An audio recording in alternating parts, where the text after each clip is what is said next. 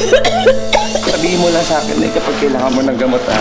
Huwag mo yun. Gagamitin mo yun paggawa ng mestizo mo. Asan ang pera mo sa drawer? Ha?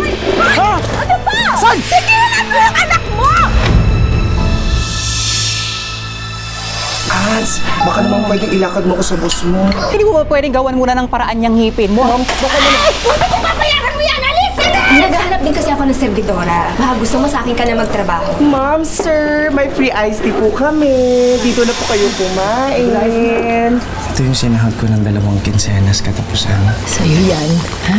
May pa face mask ka pa. Eh, alam naman namin lahat na bungal ka. Kiana Corcuera, 22. Nagnininiwala po ako sa kasabihang ang relasyon ay parang ngipin. Masisira lang ito kapag may kabetis.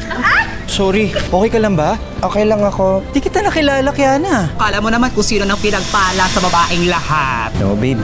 Sanla ko kasi yung cellphone ko. Eh ako nang nagtutubos ng cellphone. Hindi talaga ako matiis, babe, no? Grabe ka talaga. Napapansin ko yan si Jonas madalas sa kaisin ko lang. Bumaba ka dyan. Yan! Ayok ka!